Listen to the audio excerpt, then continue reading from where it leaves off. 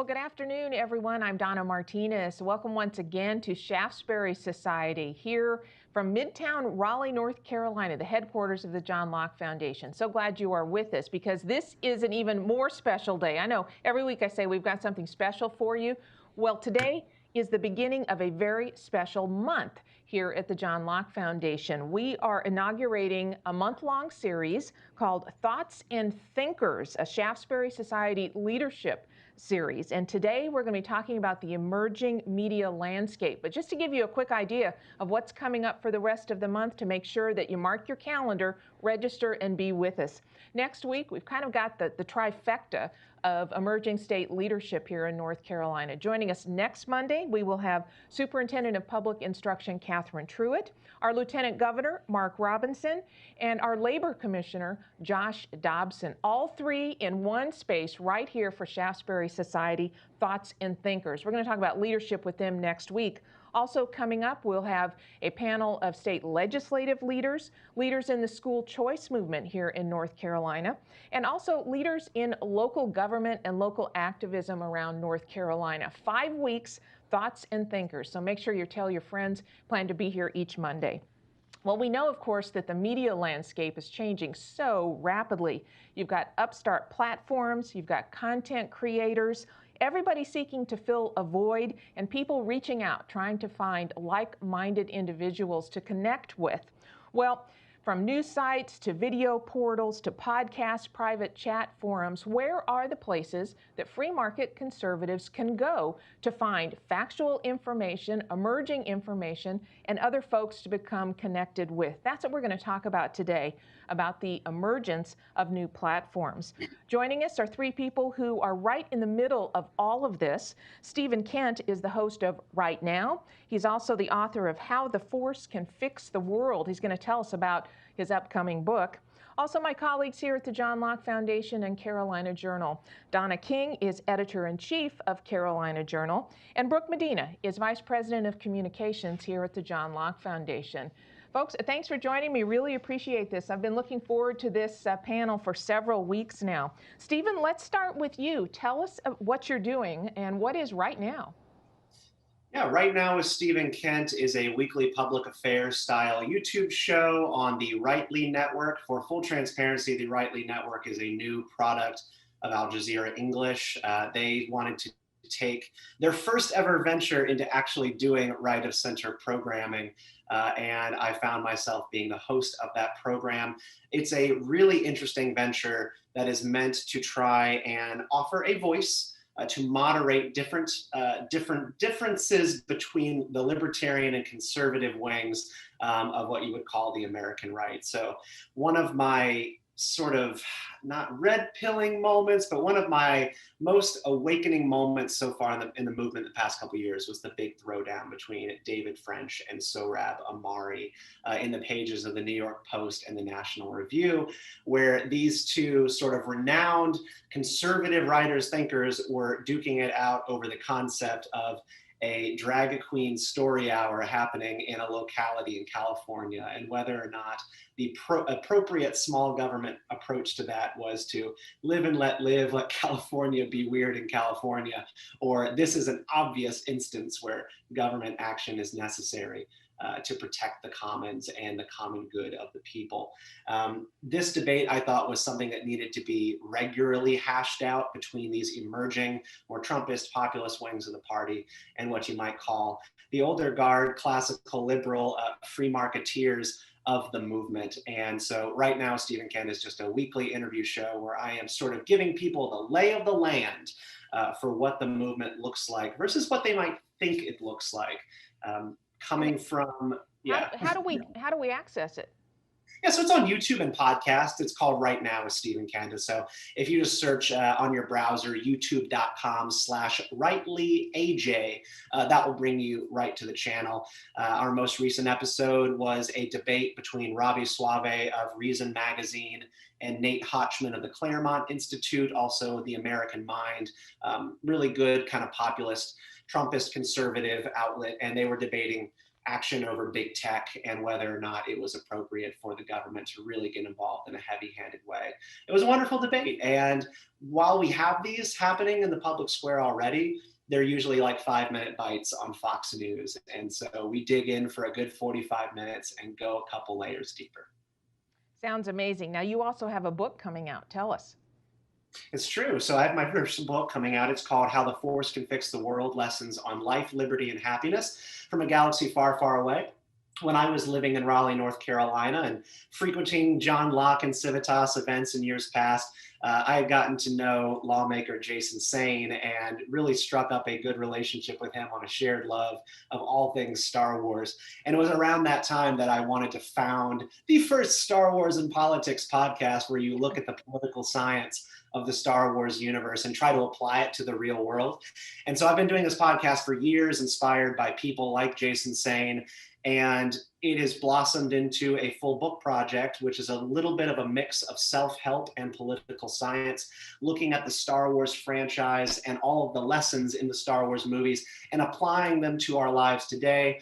Try to fix political polarization, how to be a good parent, the proper way to educate your child, all sorts of stuff that I consider to be classic conservative virtues that you can actually find in those movies. So that comes out in October. That's so interesting that you would use Star Wars as the base from which you draw those conclusions. Now, this may be a generational thing, but Star Trek was huge when I was just a kid. It was in reruns. You could see it everywhere, and it really caught on after the original run, which I think was only a couple years and not that popular, but in reruns years later, it was great. So much social commentary was involved with Star Trek, and as a matter of fact, William Shatner, who's now 90 years old, was actually in Raleigh over the weekend as part of GalaxyCon. So just amazing. People still want to talk to him about that series. Yeah, exactly. Exactly. So, Brooke, tell me what you have your eye on, because I know that you are a voracious consumer of media, traditional and new. So what are you watching? So what I'm watching is I would say broadly speaking, the evolution of media consumption and how it breaks down by generation. Here at Locke, for example, we have a variety of folks in our audience. We're regularly looking at who visits our Facebook, who views our YouTube videos, who's donating to us, and that helps inform how we want to communicate with them. And we're certainly seeing a rise of the sharing economy. We see the streaming economy. Younger generations are foregoing their traditional broadcast television access and subscriptions, and of course they're moving over to Hulu, or they were already there. Ever since they were born, that's all they've known essentially is this Netflix sort of opportunity and sharing and streaming media. Spotify, for example, if you're listening to podcasts and music. And so I would say that's really what we're watching here on the Locke side of things, is just where is our audience at? How is this information being distributed? I mean, personally, I love podcast mini-series, for example. That's something I use my Apple and go through Apple Podcasts to subscribe to a variety of just mini-series, because I don't really want to commit to something forever or indefinitely. But I know, oh, there's 8 episodes here. I can engage with that, get brought up to speed on something, whether it's an actual topic or issue that's trending in the news, kind of like what Stephen was talking about related to the Sohrab Ahmari versus David French debate, which if you consider yourself a conservative intellectual at all, that debate has probably really just riled you up. I know I have plenty of thoughts about common good capitalism and how we're engaging with that. But just ways in which new media is becoming that force that is replacing that legacy media of previous generations. But again, I don't want to discount what legacy media does right now. So I believe there really are the very discernible generational lines. And that's really what I'm watching right now, is how do we engage with the younger audience versus the older audience? Where are there similarities? And there are some similarities in terms of podcasting, email communications, but millennials and Gen Z, they're watching online videos on TikTok and YouTube, whereas the older generations like Gen X and Boomers, they're certainly still very committed to their broadcast television. And in fact, Brooke, today you had a really interesting piece that I know you distributed to some Locke supporters, and I suspect you're probably going to be putting that out in a more visible platform. Really fascinating information about the generational differences and consumption of media, and it's definitely there. You can see it in the data. So Donna, what do you do if you are editor-in-chief of Carolina Journal and you're trying to reach out to this multiple generations, because obviously every single one of us is affected by North Carolina public policy, what the decisions are that are being made by the leaders in the General Assembly. So how do you straddle that gamut? Well, that is the challenge, because it's really important to get that information out there. And there is still a big percentage of our readership that likes to hold a print newspaper. And, we can't bypass them because they're a valued part of that market. I'm also think it's interesting that because our readership tends to skew a little bit older, they're very, very able to use all the social media platforms, podcasting, radio. Technology isn't really specific to a generation as much as it used to be. We still need to draw in some of those younger consumers of our products and tap into some of the short form TikTok and briefs and things that Brooke was talking about. But the longer form pieces that are available through social media, through our website, through commentary on our website when we interview some of the experts, those are being consumed at a high rate by people who would traditionally probably seek it out in a print paper version. And that's an important part of this process, to understand how they want to get it and where they want to find it. One of the things that is important, that legacy media piece, folks are starting to come to products like the Carolina Journal as their primary source, as opposed to their secondary source. For years and years, people would consume a story at WRAL or the Wall Street Journal or the News and Observer or something like that, and then come to us to find out what they believe is another angle to the story, because they may feel like they're not getting the whole story there. But now more and more, they're coming to us first. And that's an important part of our role. And we have to be more aware of it as that role continues, because it means that we really need to dig into these issues and give them what they're looking for, so they don't go other places and then come back. Stephen, are you finding that the people who are gravitating to you are choosing you as their first source? Are they now kind of changing that behavior that Donna refers to, or are they simply adding you to the plate of vehicles that they actually watch? Yeah, I think a la carte and buffet are the best way to think about how most people put together their media diets today. There are no single definitive sources, and the people, I think, who are only using single sources and they think that that's sort of the be all end all of how they get information, I think are a definite minority. So, I tend to think of kind of audience development and finding your people online as a matter of, particularly when you're doing like content, podcasts, and YouTube, you are trying to figure out, one, who are the people who are not being served and sort of cut out of different conversations. For me, I tend to be more of a libertarian, and libertarians are often cut right out of all partisan news discourse, because everybody wants to know what the GOP strategist and what the Democratic strategist think about any given issue. They never ask, what about people who are not invested in team red versus team blue politics, but instead maybe just particular policies or worldviews. So for me, I'm trying to find the silent majority online who are not being served, and then also trying to work my way into other people's diets. And when you are doing YouTube and podcasts, it's a matter of bringing on the right guests to sort of tap into different audiences and introduce people to new ways of thinking. So it's like going on the Glenn Beck program and representing your show, and then trying to offer people an alternative to mix in with their news diets that already exist. I find people are actually pretty open to adding new things in. But, one of the things that I think cannot be denied about the post-COVID environment is that we spend so much time at home and less time commuting and going around places than we used to. It's really eaten into people's media diets a lot. Like, I don't know about you, but I used to go through a lot of podcasts on my drive to and from work, which doesn't happen much anymore. And that right there means I'm listening to less. So I'm actually more selective than I was pre-pandemic, and that effect cannot be ignored. That's really fascinating. So what do you all think? Are people getting more selective then and winnowing down? Are we in that portion of the cycle about emerging media, or are we still in the expansion cycle? Yeah, I think that 2019 and 2020, between the pandemic and the elections and this nonstop coverage, and an increasing discussion and willingness to discuss mental health, has created a desire for more and more people to become more selective consumers. To go back to what Stephen talked about in terms of this a la carte approach to media, I would say that that's being borne out in the data that we're seeing when people are filling out these surveys, like how do you consume media?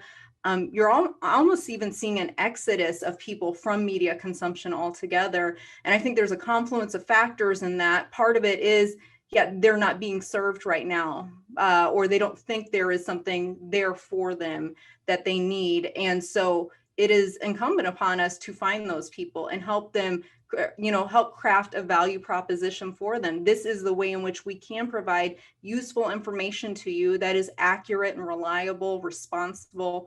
But yeah, I believe that there is just a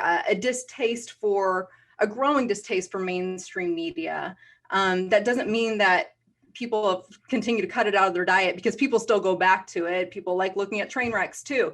And so I believe that people are going to continue to get their information from there as well, but they are certainly creating more of a variety and curating their own media consumption based on where they're at, whether it is because of their commutes, they're gone now, or just for their own sanity.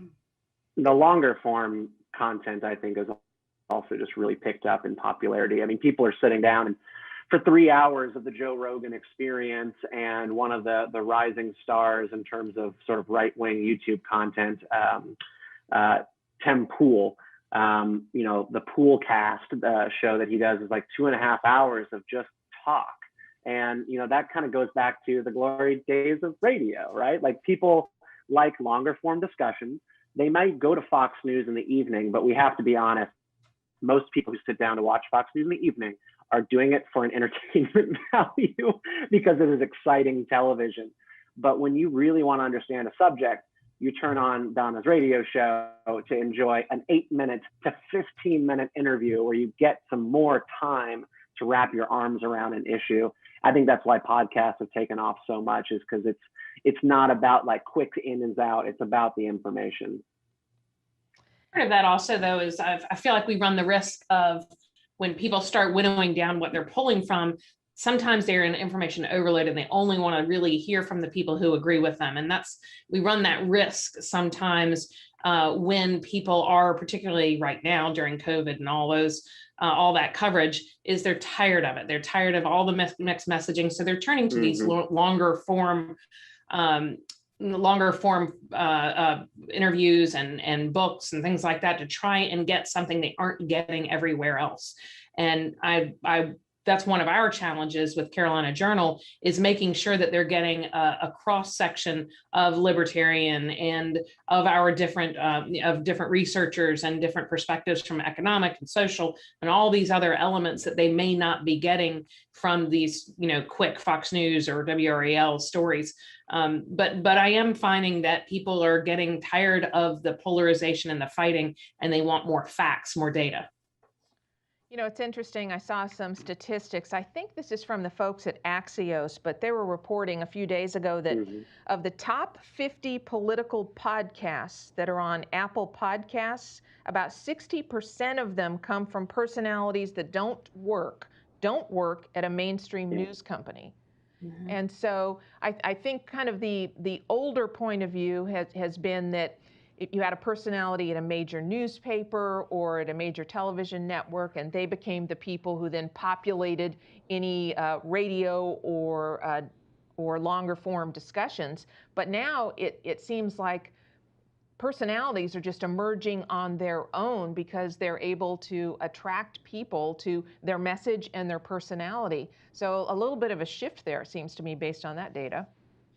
Yeah, the most interesting split that I've seen happening, particularly in the conservative discourse around media, has been stopping calling the media the mainstream media and instead calling them the corporate media.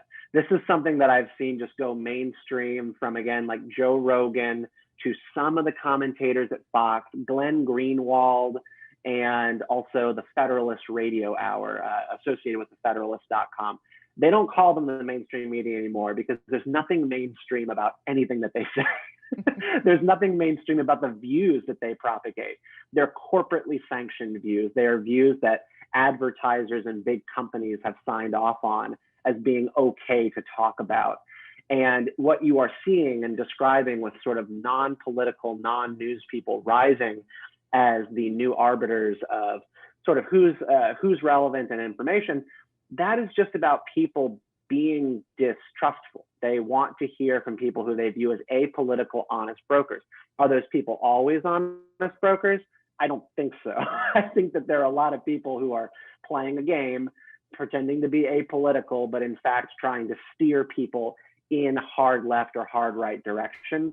And we have to be really wary of that. But I think it is so valuable that we have a media environment now being built around nonconformity, not just going along with the corporate media's explanations for everything.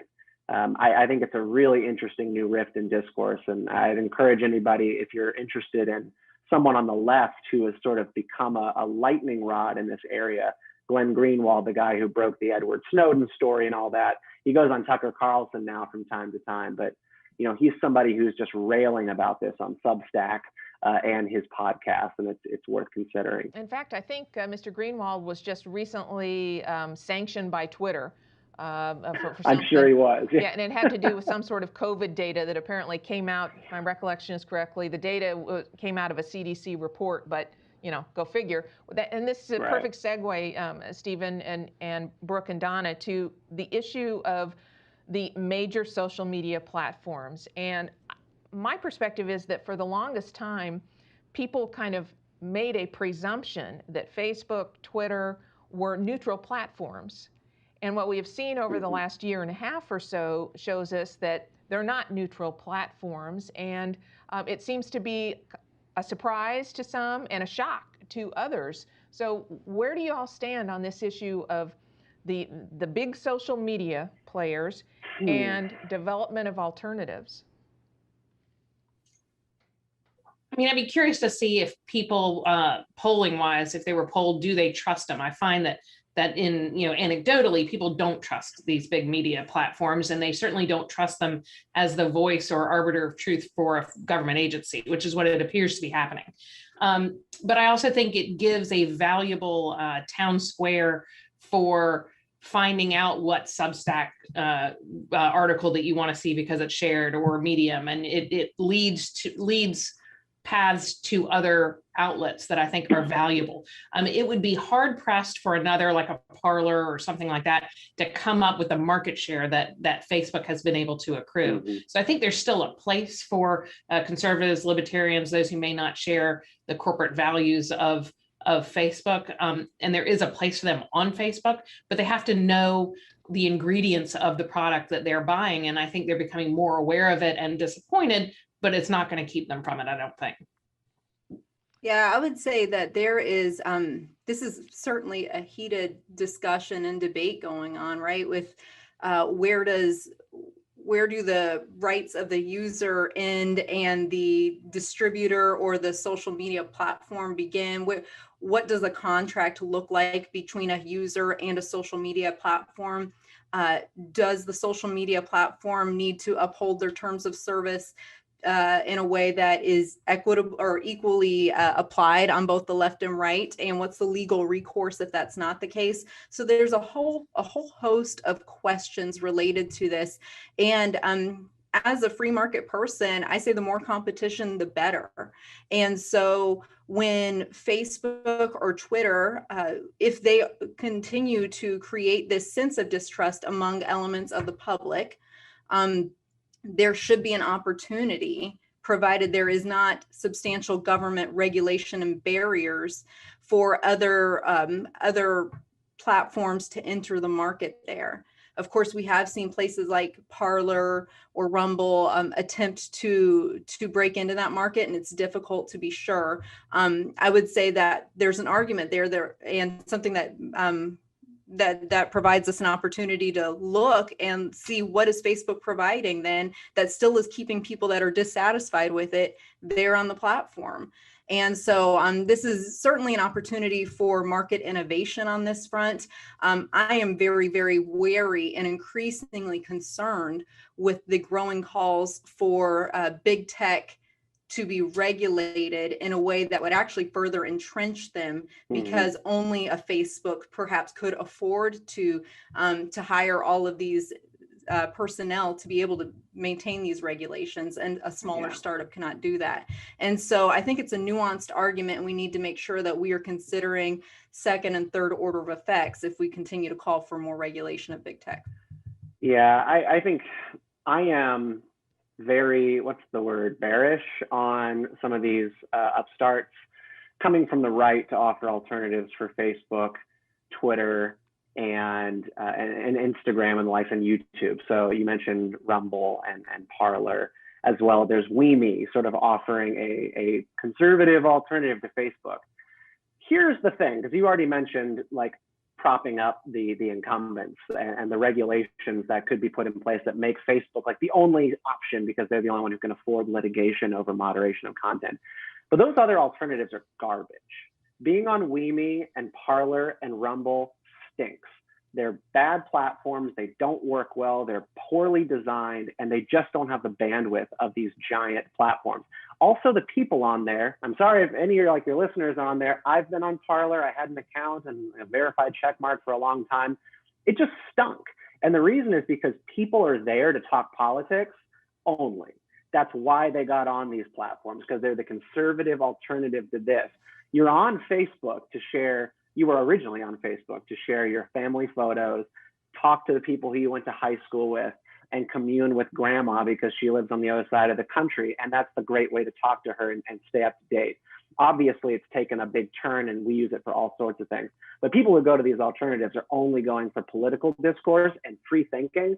And the result is just a deluge of conspiracy theories, and in the case of Parler, pornography everywhere, because they don't moderate well. Like, there's a reason we like Facebook. It's kind of tidy. It's cleaned up a little bit. But then we also know why we don't like it, which is they limit some of the things that you can say. And there are trade-offs there. But I just really, these new platforms trying to be roguish and trying to be like the free speech alternatives are not making good experiences for average users. You know, when it comes to alternatives, I can recall that after President Trump left office, and obviously he's gone through all of his travails with social media and being banned and all that, he talked about creating an alternative. I still occasionally hear and see references to that. And I just wanted to point out something that I thought was fascinating. Again, these are the folks at Axios, who, by the way, they have a media trends newsletter that I think is excellent. It helps to really bring a lot of information together about what's happening in media. And I'm just going to hold this up briefly to show people. I know you can't see the detail, but I think you can get the gist of this. This is from one of the Axios Media Trends newsletters. And the headline says, "Change in monthly traffic in the months before and after Trump left office." And here's all you need to know. You can see the lines. Before he left office, all the lines are really cratering after Donald Trump left office. And so we each can interpret what that means for our own consumption of media and what it means to the conversation in the country about public policy. But there is no doubt that Donald Trump has a major impact on media and media consumption. What do you make of that incredible drop? I mean, from far left to far right. I think there's plenty of takeaways from that, but one that particularly sticks out to me, and I'd be curious to hear what Donna and Stephen think, is that there is a people want personalities, like you had already noted. Personalities are the hook, whether it's coming from a corporate or mainstream media outlet or a sort of self-made one. People want to engage with another person. They don't care as much about the brand name as they do the person attached to the brand. That's why we see the rise of the Instagram influencer. How long that lasts, I'm not sure, but we know that institutional trust is in a decline. So there's that component. President Trump was a force to be reckoned with and a personality that drove traffic for both left and right-leaning sites. And so regardless of what the left wrote about him, they sure appreciated the traffic that they got as a result of that. And the same with the right. So there's a vacuum that his personality created, and with his exit from office, it's very, very clear that people are looking for something to fill it. Well, and the power of his name is not lost on a lot of any news outlets, and we're seeing that particularly for places like CNN and MSNBC. They know that when you put his picture up and you put up a quote from him, they get better ratings from left and right audiences. So I think that that's why you see it continuing to drag out and them continuing to look for news when otherwise a former president would not be drawing the attention that he draws. And the same is true with our own social media. We do better when we have a face, when we have a recognizable politician's face as the core picture in a story. It gets better traffic, it gets more attention. And if that's happening for us, it's happening for everyone. Yeah, human action is driven by, I think, two things: leaders and fear. They are driven by leaders and sort of the need for self-preservation, and that sort of plays out in a whole host of different ways. I talk about in my book How the Force Can Fix the World, sort of one of my fundamental beliefs that, like Star Wars gives us about how to live good lives, is to keep in mind that the path of the dark side is fear leads to anger, anger leads to hate, and hate leads to suffering. And the media climate could be summarized as monetizing that cycle. They make money on that cycle. The suffering is what we go through when we're sitting at home pounding the table and yelling about things that we saw on television, corporate media news, because they know that they are making money off this. And yeah, we see their traffic decline. And there are two things there that I just view as like indicting the entire system. One, the power of strongmen personalities who know and love being the center of attention, and they market themselves as such. And Donald Trump, like him or hate him, was one of those people. And then also that the corporate media was making money off of propping him up, whether it was to negatively polarize people or positively polarize people. And that is why there is such a huge divestment from this dynamic altogether. And generationally, you are seeing people just turn off their cable news packages because they know that this is not for them. And their audiences say as much. The audience of Fox News at the peak in the evening, Tucker Carlson, pales in comparison to the top YouTubers in this country, just not even close. So just thinking about who drives public opinion, CNN wastes a whole lot of time focusing their ire on Tucker Carlson and when they could be covering YouTubers, which now they do. So, yeah. You know, interesting, Donald Trump, of course, has not gone away, and 2022 is around the corner. That's an election year, and I just saw a story, I'm sure you all saw it as well, that the Trump PACs and those money-raising organizations, now he's got like $100 million on hand to engage in politics. But in terms of his media profile, won't that go hand in hand, that he'll be right back up and we'll be maybe seeing these lines start to head up the other way? Well, certainly we know we know that election cycles definitely fuel media engagement. So that's one thing to remember as well. Even in 2020, in 2019, of course, with COVID and the presidential election, those were, in terms of media traffic, golden years for for outlets. But yeah, 2022 is right around the corner. And if nothing else, we know that Americans, despite how much they hate politics, will still engage with it and at least read what is being headlined in these articles. But of course, I say that, but I really do wonder what it's going to look like in a midterm or in 2024.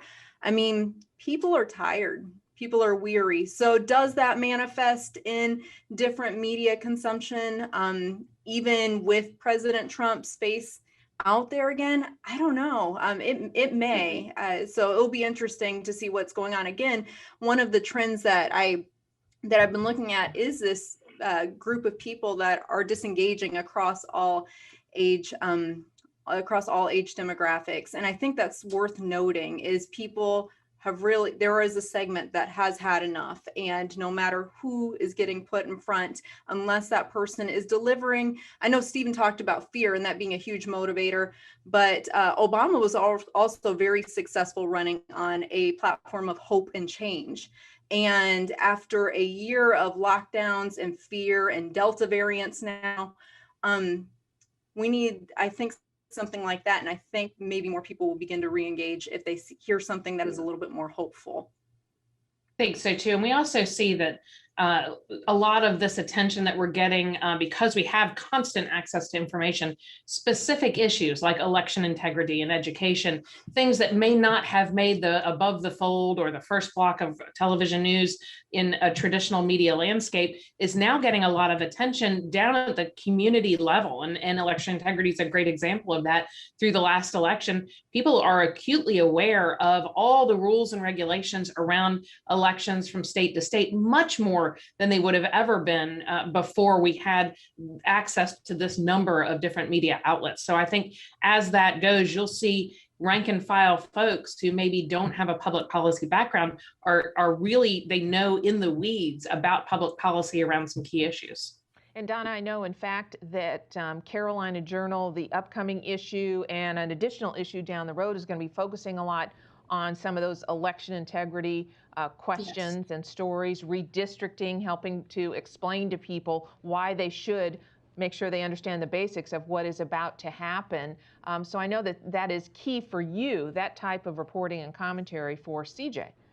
It really is. And our audience particularly, and I'm sure that that's the same of many others, our audience in particular is interested in public policy, and among them is election integrity and how North Carolina might differ from other states, and wanting to keep that control over elections at the state level rather than handing control over it to a federal agency. And that's something that a lot of our readers are really interested in.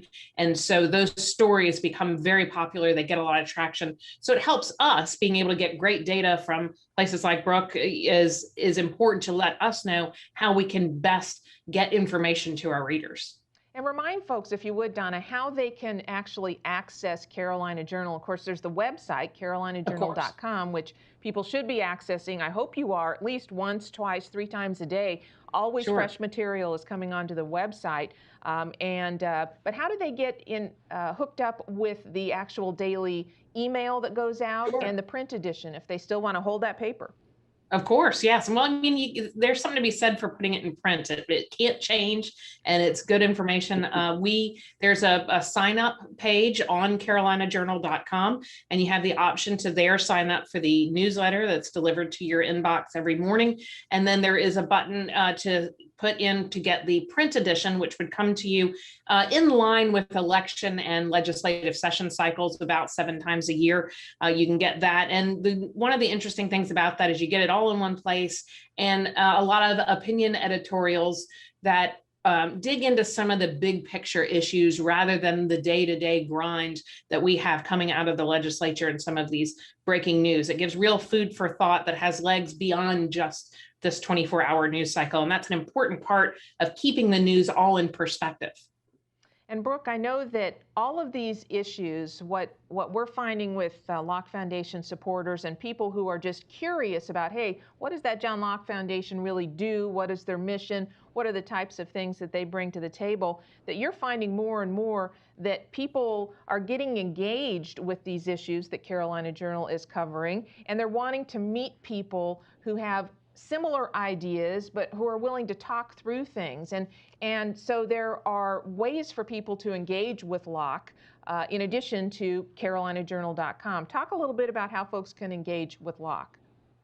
Yes, you're talking my language. I love this when people get involved with public policy in our state. And what we're seeing is our audience, these are people that love North Carolina. They love North Carolinians, and they care about their country. And so it's exciting to have these opportunities to engage. And one of them that is a recent addition to the Locke suite is the Kitty Hawk Club. It was named after, of course, we've got Kitty Hawk, North Carolina, and the Wright brothers' first flight. But really, the goal is to inspire innovative thinking about our state and solutions to our state, to be a solutions-oriented group. And so it's our private Facebook group. There's about 1,400 members on there. We make sure we vet them. So if you decide to request membership there, please answer the questions that we ask.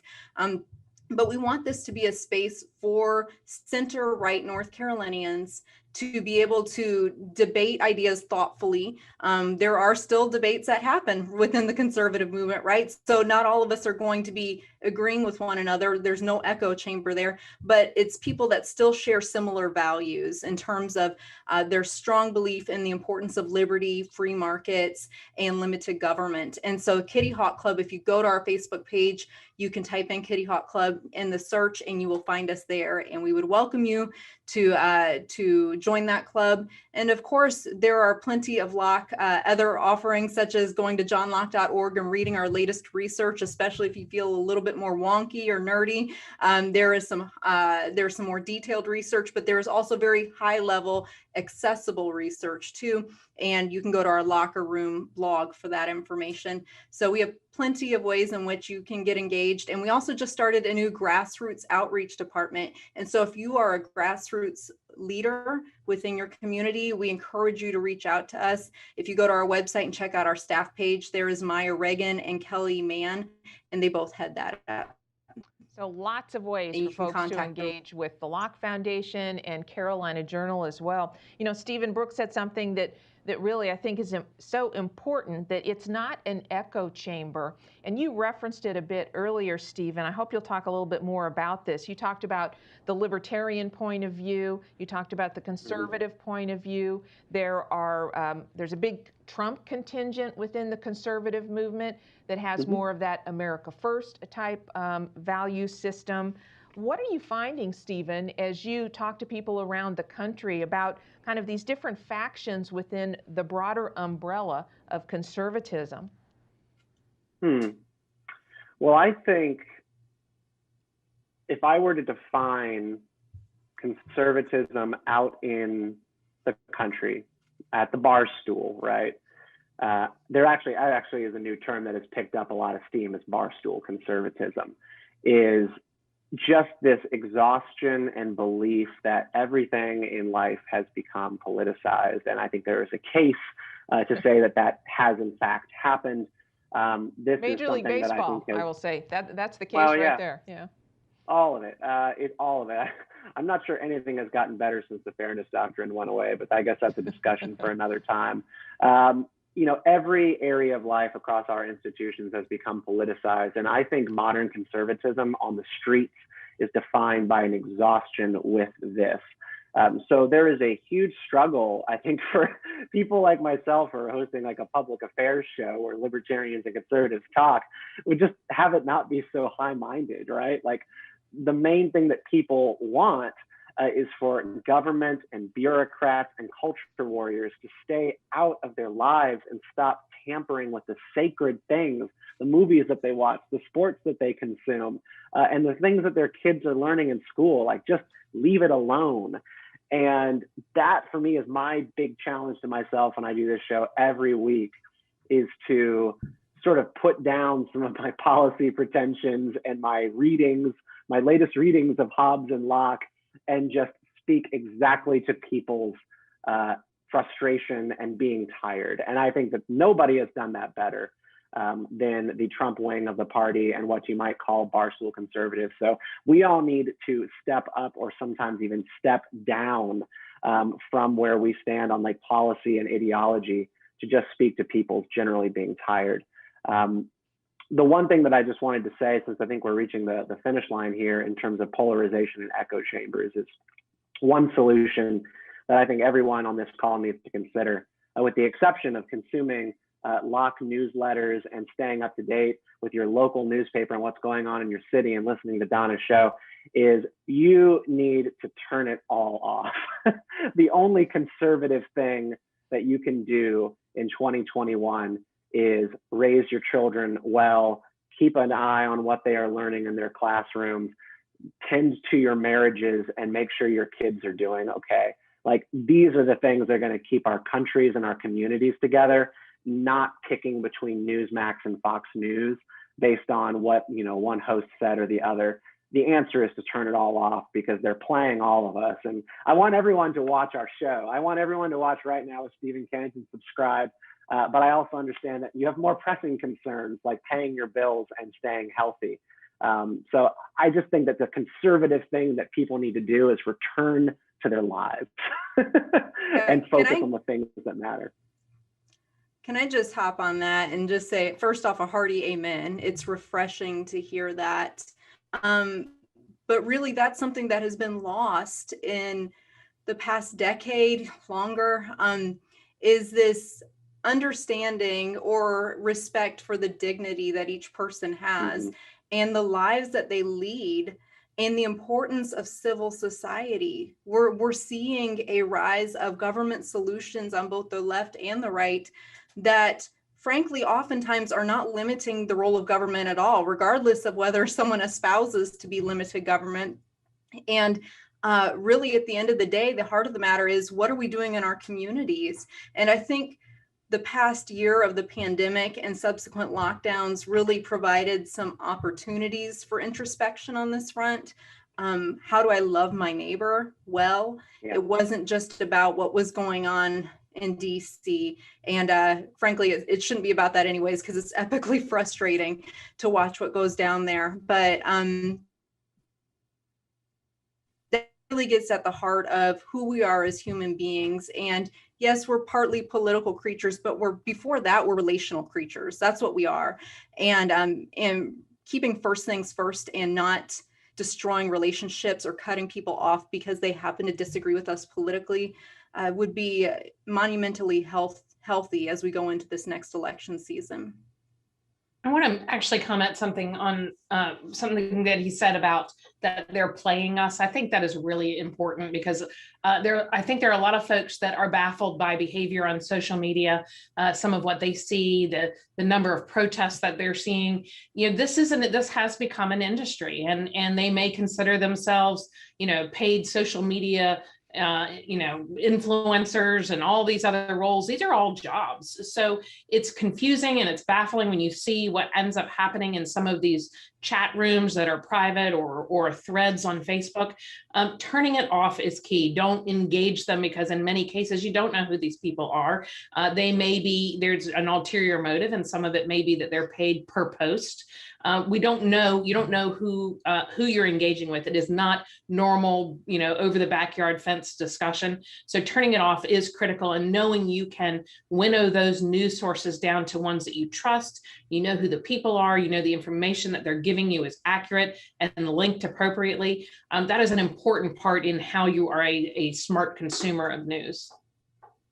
I think another important part about being smart and balanced about what we're consuming and the impact it has on how we view our lives and the world is to really make an effort to try to understand the argument of the person with whom we disagree, without just calling them an idiot, but to try to understand, why are they thinking the way that they are thinking? And that gets me to something that I'd really like your perspective on. I'd like you to talk a little bit about the people on the left that have some credibility, that really are willing to make a reasoned argument for perhaps more government intervention, or for vaccine mandates. Now, things with which the typical conservative person does not agree, but for which there is at least a reasoned argument, even if it's flawed. Are there places that conservatives can go to make sure they have an understanding of what someone else is thinking without buying into it, but to believe that, hey, this is a credible site or a credible person? My favorite two sources for this, they both come from Vox.com. So Matt Iglesias was one of the former founders of Vox. He recently just left because he actually thought the culture there had gotten to be a little repressive in terms of its left-wing tendencies. But Matt Iglesias, he now runs a Substack newsletter where he speaks his mind, and he is far to the left, big government guy. It's called Slow Boring. .substack.com, slow boring, because he thinks politics should be slow and boring, and I love it. It's really helpful for understanding how technocratic leftists think, and I appreciate his honesty in the way that he puts his stuff forward. I also regularly consume the Ezra Klein show. So this is a guy who also just left Vox, and he now is at the New York Times as a columnist. Does great interviews. He is a leftist guy, but his interviews are honest, and they don't straw man conservative and libertarian beliefs, meaning, sort of paint some phony picture of what we actually believe so that then they can dismantle it. He had like Ibram X. Kendi on, 2 weeks ago for an hour-long discussion. This is the guy who, like the face of the anti-racist movement. I thought it was a revealing and horrible discussion for Ibram X. Kendi, but I learned a lot about like what he actually says about his purported anti-racist and CRT beliefs, so that I can digest and properly debate with them and not get them through a middleman on Talk News. It's really important to know what these people say themselves, so then you can engage with them a little bit more in a healthy manner. And also, you'll also see just how easy they are to dismantle when you hear them from the people themselves. So I do recommend the Ezra Klein show for a good left of center podcast. Interesting. Brooke, I like do you have any ones that you follow? Sure. I like what he said about really going to original source, and that's something that I do, and it's something anybody can really do. You go on to, when we're talking about perhaps a state issue, you can go on and listen to the floor debate for the North Carolina General Assembly. It's accessible to everyone. You just look on the calendars page, see what time they're in session, and they're doing a video stream of the sessions and of the committee meetings, and you get a chance to hear right from the lawmakers on a given issue. You know exactly what their questions are, you know exactly what their positions are, and that is a critical part of understanding, not letting it come through that middleman. Listen to what they're saying on the floor and what these lawmakers are doing and how they are debating and engaging each other to come up with policy. Mm-hmm. Yeah, and I think those are both excellent pieces of advice, both listening to the direct sources, going back to the sources, and some of those Ezra Klein and Matty Iglesias. Also, Liberal Currents is a website that I frequent, and it's a smaller website. Its editor-in-chief is Adam Gurry, who is Martin Gurry's son. If you're into conservative commentary, you perhaps have heard his name before. That's a good source as well. But I would say even beyond that, there might be some new emerging sources on the left that I'm not aware of. But what I generally look for are people who are willing to engage in a reasonable civil dialogue, and they don't immediately resort to name calling. And that's usually one of my primary metrics in terms of whether or not I'm going to respect their opinion, is if they issue their opinion respectfully or their disagreement respectfully. And civil society and civil treatment of one another isn't going to get better until we demand it get better and until we behave better and consume better. And so I try to avoid clickbait, and I look for the truth, and wherever that is found, and it might be from some left-leaning sources. And some of those left-leaning sources might just be friends or neighbors, and asking them what their perspectives are. So I think that at the end of the day, the most important thing is, if you're going to consume left or right-leaning sources, is look for the tone, and look for how they're actually presenting their argument. Is it a straw man and they're just lambasting things that don't actually exist on the other side, or they're really engaging with some of the actual issues posited by their opponents? Stephen, remind us one more time how folks can find you as the host of Right Now, and tell us when they can access your book as well. And we hope you'll come back to yeah, you the can go Locke ahead and Foundation you can once go it's ahead and buy published. my book. Oh, I'm sorry, I didn't mean to interrupt you there. Yeah, my book comes out in October, but you can go ahead and buy it now. Best way, I think, to get a link to that is just go find me on Twitter. So I'm Stephen_Kent89. That's Stephen with a PH_Kent89 on Twitter. And there's a link there. It will take you right to where my book is. It's coming out through Hachette's Center Street imprint for conservative and spirituality-based books.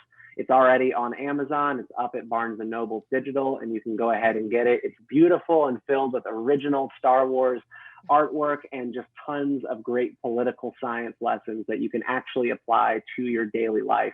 And then I'm on YouTube at youtube.com/rightlyaj, and hope you'll check out the show.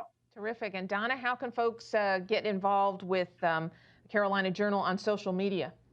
Sure. Well, we're on Twitter and Facebook and carolinajournal.com. And we're available anywhere 24 hours a day. We also have regular content, particularly our op-eds coming up every few hours. So certainly check us out and follow us. And Brooke, how about engaging with Locke? How can folks do that in the digital world? Of course, like I mentioned earlier, the first call to action is go ahead and find us on Kitty Hawk Club. Join that through Facebook. We would love to have you all engage with us on there, and we want to hear from you. We want to hear your ideas, your solutions to what's going on here in North Carolina. You can also, of course, find us on Facebook at John Locke Foundation. We're the same on Twitter, and we're on Instagram, and possibly going forward in the future, maybe TikTok. I don't know. We'll see. We're going to find a personality. We'll see which one of the interns actually wants to be on our TikTok and Brooke, reach. It could be you. It could be or me. I am not opposed to being on TikTok. You never know. Stephen Kent, Donna King, and Brooke Medina, thanks so much for joining us. Appreciate it very much. And folks, want to remind you that this is the first of a 5-platform series here the entire month of August. We are taking our Shaftesbury Society time to have a special series that we have called Thoughts and Thinkers. You've got a great example of the panel today and how the really interesting discussion on things that are going to be affecting you going forward. Now, next week, be sure to join us at this time, because we're going to have 3 of North Carolina's emerging statewide leaders. They are all making news in their own areas. The Superintendent of Public Instruction, Catherine Truitt, will be with us. Also, our Lieutenant Governor, Mark Robinson, and the Labor Commissioner, our new Labor Commissioner, Josh Dobson. You may recall, if you are a fan of Shaftesbury Society, certainly we hope you are, that before those 3 officials were sworn into office in January, the 3 of them joined us. It was late last year. Well, they have all agreed to come back in the same forum next week for Thoughts and Thinkers. We're going to talk about their experiences in their first few months in office, leadership issues, what they're hearing as they go out and about in North Carolina, and how they see North Carolina growing over this decade. We're really looking forward to that next week. And 3 weeks after that as well, we're going to have 3 additional weeks, so be sure and be with us for Thoughts and Thinkers. And I would leave you today with just this one request. I'd really like it if you would take a moment to think about what it is that the John Locke Foundation and Carolina Journal bring to your life. The things that you rely on us to bring to you, to help you understand the issues, to point you in the right direction for answers to your questions. That's our mission here as we look at being a voice in shaping the future of North Carolina, in educating and informing our policymakers to help them understand the decisions that they make will affect more than 10 million people for years to come. We believe that we are doing an excellent job at helping to guide those decisions. If you agree, we would ask you to consider making a tax-deductible donation to help fund our work. We are a nonprofit organization, and we rely on you for your support. It's very fast and simple. Just go to johnlocke.org. In the upper right-hand corner, there is the Donate tab. Just click on that. In less than 2 minutes, you can make a safe, secure, tax-deductible donation to fund the work of the John Locke Foundation and Carolina Journal. We would be most appreciative for you to consider making that donation. I want you to have a great week, and be sure to be back here with us for next week's edition of Thoughts and Thinkers, our special Shaftesbury Society series. Watch your email for all the details on that, and we hope to see you again Monday. Have a great week, everyone.